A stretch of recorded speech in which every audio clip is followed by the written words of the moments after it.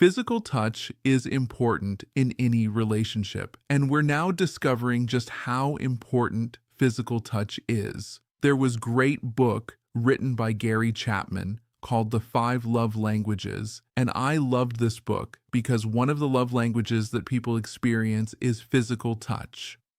And what was groundbreaking about this book is it made it okay that people actually receive love through these different languages, and it actually created a new conversation for those people who physical touch, which is about 20% of all people, 1 in 5 people, their primary love language is touch. So it's beyond just sexuality. It's actually how they receive and want to give love in their relationships.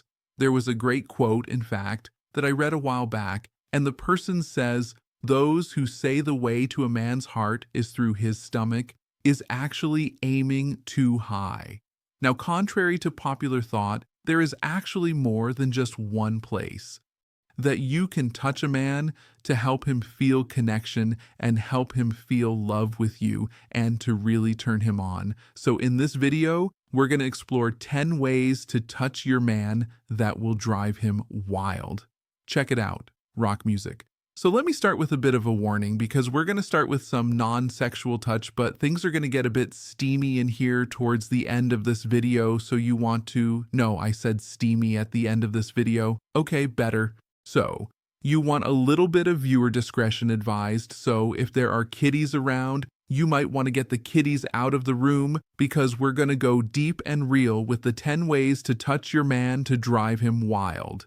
And I also want to say this, every man is different. Part of what we learn from the Kinsey reports and all of those sexual studies is that every one of us is different in how we want to express sexuality and what turns us on. So your man is unique. He's a unique, individualized expression of himself. So you want to have a dialogue, a conversation with him, and really explore what ways actually turn him on and use this as an experiment. But we're going to explore 10 things that you can actually try out, and I'm sure that a few of these are actually going to hit the spot, if you know what I mean. So my team and I did a bunch of research, and we found some great research done by a couple of British universities and a South African university that actually became one of the largest studies done on sensuality and sexuality and eroticism and what turns people on. And the first thing that turns people on, buzzer buzzes, is not the feet, believe it or not, which is interesting because so many studies that we found in other places, oh, the feet is a great erotic zone. Now, maybe for you it is. I know it definitely is not for me, but it found that in this study, over 800 people ranked feet as one of the lowest erogenous zones on their body.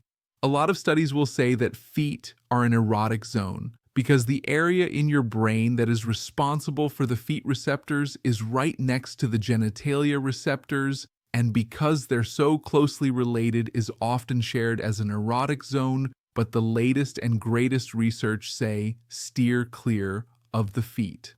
Which brings me to our actual number 1 erogenous zone, which is the hands and the forearm. And it's actually touching the hands with the pads of your fingers real gently like this.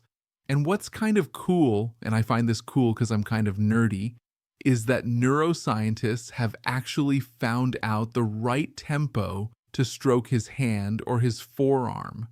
Stroke really any part of the skin on his body, and that's 5 centimeters a second, which is about this speed, actually creates the most sexual tension with that activity. Number 2 is fingernails in the back of the head through the hair. This is awesome. He is going to love this. Oh man, that feels good. And especially when he's driving.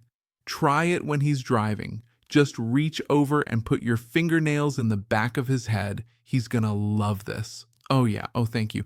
Number 3 is the ear and the earlobe, and this is how you work the ear and the earlobe. You can whisper something really sexy to him and move down and suck his earlobe and even use your teeth to kind of give him a little bite on his earlobe. But know this, every person actually has one side stronger than the other that's more erogenous. So you can experiment with him, his right side or his left side. He's going to have more of an emotional reaction, more of a sexual reaction to one side or the other. So ask him, say, hey, what? How do you want me to talk to you? What dirty thing can I say to you? And let's experiment. What side do you like versus the other? You have one side over the other that's more sexually active. And so what you can do actually as an experiment is close your eyes, imagine someone that you would love to get down and dirty with, someone you'd love to be sexual with, and what do you want them to say to you? And then imagine they're saying it to you on your right side and see how you feel. Imagine they're saying it to you on your left side, see how you feel. And you'll notice one side will have more energy than the other, and you can teach your partner to talk dirty to you on that side. Number 4 is the back of the legs.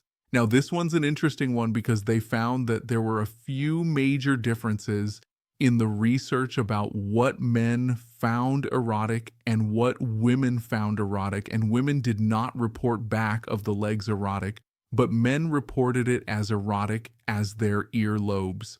So it's interesting because the back of the legs is flat for me personally, but you might want to try this and massage. When you're giving him a back massage, work down to the back of the legs and work up towards the upper thighs, and who knows, your man just might really like it.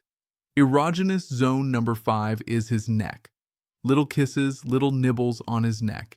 Hickeys if you're 13 years old. You can work the side of the neck. You can even work the front of the neck.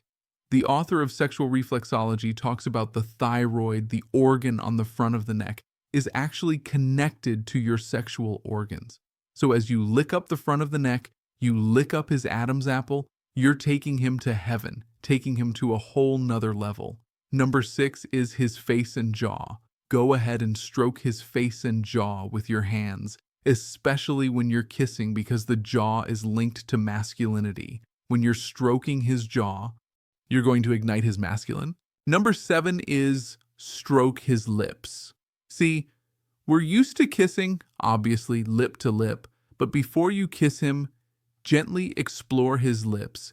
Gently touch his lips with your fingers, and as you're exploring him, this actually builds the tension before the kiss. All right? We're going to steam this up a little bit with number 8. Number 8 is below the belly button. It's actually the area between the belly button and his genitals. And as you're stimulating that area, as you're stroking that area, and you're going down to his area and then back up again to his belly button, that's creating this sexual tension that is rocketing through his entire body.